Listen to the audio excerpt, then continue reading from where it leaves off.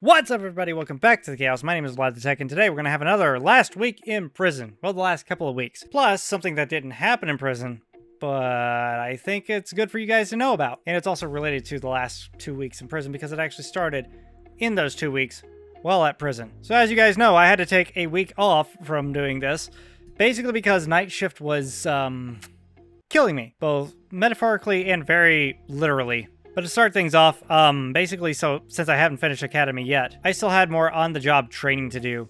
So I ended up having to do 2 more weeks of that, and I'm going back to Academy literally tomorrow, as of recording this, which is Sunday. So, yeah. By the time you see this, I'll be in Academy learning stuff, or doing more OJT, or something. I don't know. My point being, I had to go through some more on-the-job training, and I had to be escorted because, unfortunately, I have to finish defensive tactics. The first week was primary general population stuff, so I didn't really learn a whole lot new, but the things I did learn were actually kind of interesting. For instance, I was working with a really wonderful officer, and she told me a whole lot about the institution as far as, you know, the convicts that are there. Not the offenders. Convicts is a slang term. These guys are OGs. Some of you may be familiar with what I'm saying and be wondering why the hell I feel comfortable working there. But I actually got to see a couple of them. I also got to talk to a couple of them. They didn't talk back. I mainly just talked to them, you know, saying, you know, what's up? Hey, but it may take a while for them to develop some respect for me. So until then, it's just going to be awkward. Furthermore, there's one interesting thing that I did learn, and that is that your attitude does change, and you can be sociable, but you need to know where to draw the line with the offenders, because if you let them treat your kindness for weakness, then you've got a severe issue. And that's the main thing we're trying to avoid right there. There's also a red light, green light system, which a lot of people don't know about. If you're green light, it means that other people in the prison can attack you. If you're red lit, it means that you're safe from everyone. Yeah, that's prison rules. So, I mean, that's good. That's good to know, because it's a great way to keep myself remembering that I should really treat these offenders with respect, because at the end of the day, even though they may be bad people, there may be people who've just done one wrong thing or something like that. I don't know. My point is, they are still people, and they still need to be treated with respect, and they have rights. And I can't go just being a dickhead just because I feel like being a dickhead, you know? So that's a great way to keep me remembering all the stuff that I'm supposed to remember. I was also in Control Center and learned that some of the people on overnights are in Control Center for a damn reason. A lot of people talked about weird conspiracy theories and spiritual shit. And if any of you guys have seen my channel, you know that doesn't bode well for them. Someone was mentioning some weird substance in the body that's made only by scaring, torturing, and then murdering people and then draining their blood, called adrenocane. Which doesn't exist. Adrenaline exists, not adrenocane. These are people who are just trying to sound interesting, and really, they're not. And I'm pretty sure the person who came up with that also believes in reptilian space aliens, because her mug says so. At the end of the day, as long as they're good officers and they can work with me and I can work with them, that's what matters. So the following week, I had a bunch of really interesting stuff. Really interesting. Days 1 and 2 were an AD-Seg, administrative segregation. This is a very broad term, because there's a lot of things that count as AD-Seg, but not all things in this part of the facility are part of AD-Seg. Administrative segregation is where you segregate people from general population for various different reasons.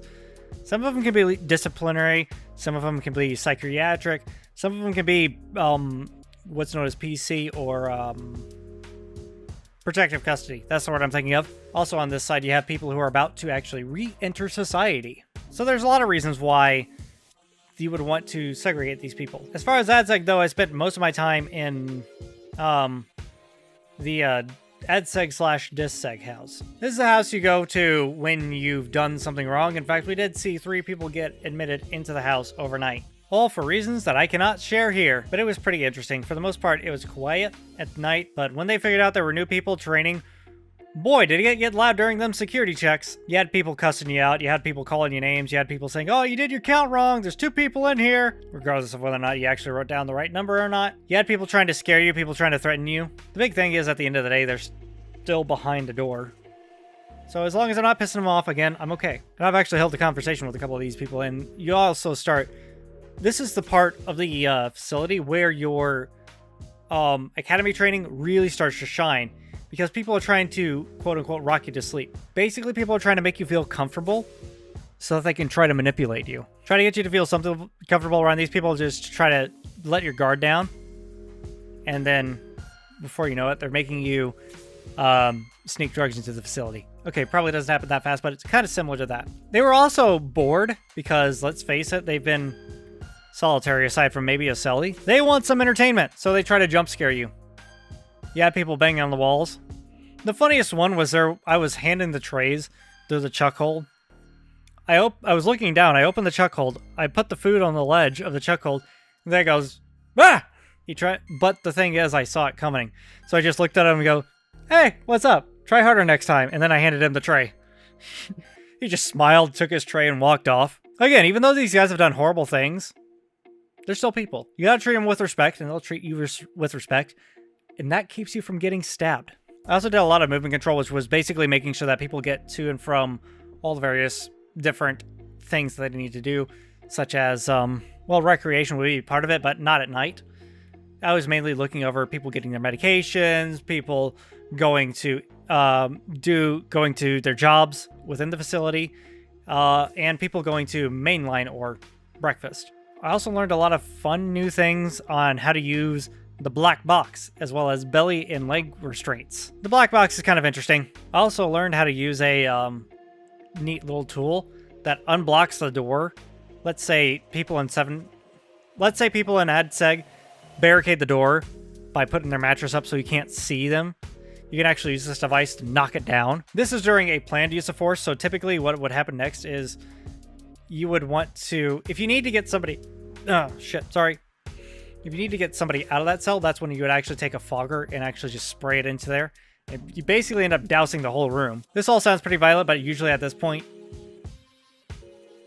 more than likely, no, though, if they're just denying going to the shower, they probably get a conduct violation instead or something like that. They're not going to go through all the trouble of unbarricading. Nobody's going to go through the trouble of barricading a door over a shower. However, if they stab their celly, yeah, then we would have to actually do something about it. First off, we need to make sure that the person who's lying on the ground is dead. An MK9 full of fogging pepper spray will do the trick to make sure he's dead. It'll also give us the ability to actually remove the person from the cell, to actually transfer them. That was the other weird thing. Apparently, since I've already gone through the pepper spray course, I'm allowed to carry an MK9, which is a rather massive fucking can of pepper spray. And I carried the MK9, by the way. The one day that I actually did carry it, though, I was working on the AD-Seg side, so yeah, some of these people are affiliated. Some of these people are what's known as shot callers. Some of these people have enemies. If for some reason they see their enemy, I need to shut this down fast. A big fogger, well, not a fogger can, it was just a regular spray can. An MK9 full of pepper spray will do the trick. We also got to search common areas, which was fun. We didn't really find a whole lot. Well, on OJT we didn't.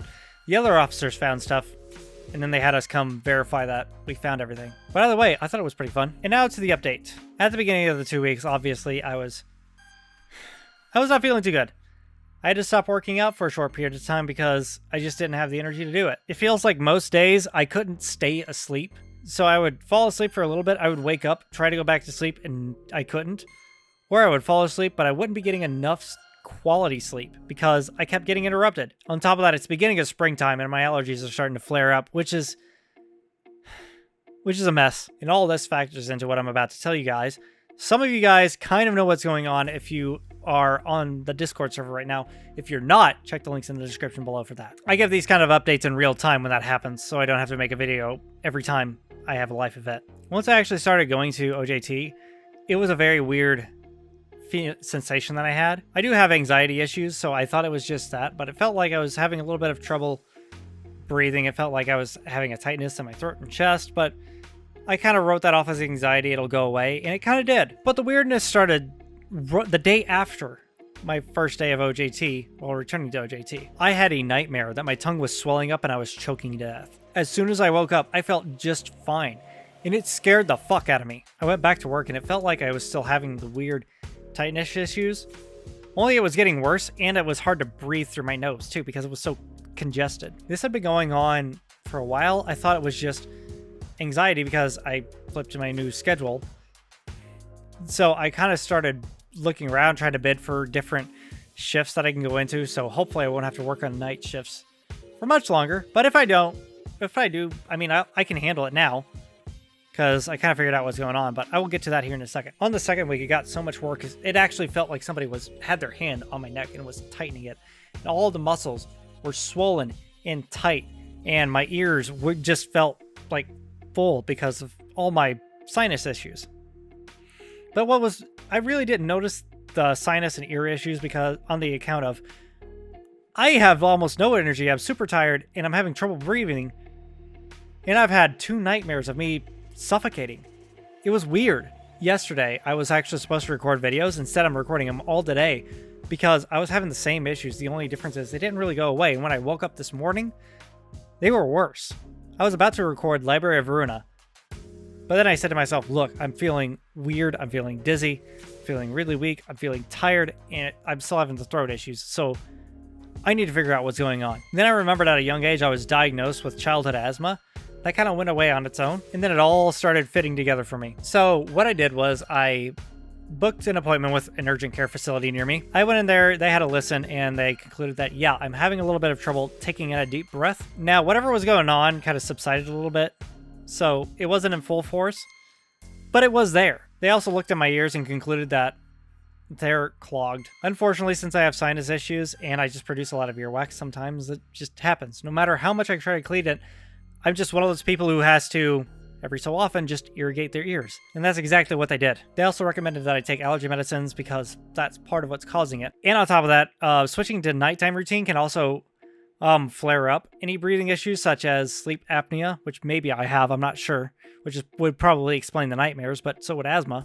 But it also causes your allergy symptoms and your asthma both to spike because it causes your anxiety to kick up. So I can now officially say that overnights and springtime are killing me slowly. On the bright side, what they did was they said I could either get a steroid shot or I could go home with some steroids. I chose the steroid shot because it's just a one and done, even though I have anxiety both ways, just boop, a little stabby stab, and I don't have any symptoms for a little bit. They also sent me home with a rescue inhaler, but before that, I get to that conclusion. They come in, they have a needle ready full of wonderful steroids, and they're like, okay, so we're going to give you your steroid just to make sure you don't have a reaction to it. It's just standard procedure. And then while we're waiting to see if you have a reaction, we're going to irrigate your ears, try to get all the gunk out of there. I'm like, okay. And she gets and she's getting all her stuff ready. She goes, oh yeah, by the way, this goes in the butt. It's like, oh yeah, you just need to pull your pants down just so I can see the top of the cheek. I'm like, great, you get to get naked in front of a stranger again. Don't ask why I'm saying again. Use your imagination. And by the way, if you ever get a needle in the ass, it's not exactly comfortable. On the bright side, I'm still sitting on it right now, so I guess all is well. And they irrigated my ears, which, boy, the gunk that came out of it. This right ear, though, was the most surprising, because everything here came out just fine. This one had a wad of crap that fucking big. It was about the size of a Reese's Puff or a peanut M&M. I am not joking. Oh, and the relief that came afterwards and the clarity. Not to mention the steroid actually caused all the inflammation in my head to go away, including here are my sinuses, here in my throat. It's getting back up there now because I'm having to talk a lot. I really need to do warm-up exercises before I do this. But I can breathe. I still have a little bit of tightness here and here, but that's probably going to go away by tomorrow. But I can breathe. Listen.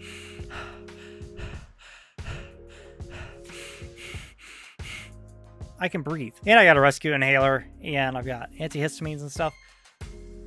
That should help me now. But I think the worst part of my day so far is the fact that there was a student nurse, and holy hell was she cute. The whole time, my brain is just wanting to hit on this poor, cute little nurse who is, I don't know, about my age. And it's very hard to hit on somebody after you've just got a needle in your ass and a giant wad of wax pulled out of your ears. Not to mention the sinusy, mucusy mess that was the back of my throat and my nose. But hey, if you know who you are, and you know who I am, call me. If you weren't grossed out, that is, I mean. Descriptions, you know how to get a hold of me. That concludes today's episode of last week in prison or last couple of weeks in prison, the time I spent in prison doing time. Leave your thoughts in the comments section below. Like this video if you liked it. If you're new to the channel, subscribe for more content like this, possibly gaming content. I don't know. I'm not a fucking, you know, what tarot card reading, future reading, divination expert. There we go. Oh, I can't read the future. If you want to hang out with me any other day of the week, as long as I don't fall asleep, there'll be links in to the Discord server in the description below. And if you want to support the channel while you're down there, check out my link to Coffee for one-time donations and Patreon for monthly recurring donations, as well as other perks. But for now, thank you guys so much for watching. And if you enjoyed it, feel free to show me some love down below by hitting the like button. And don't forget to check out the annotations for more videos. And I will see you in the next video.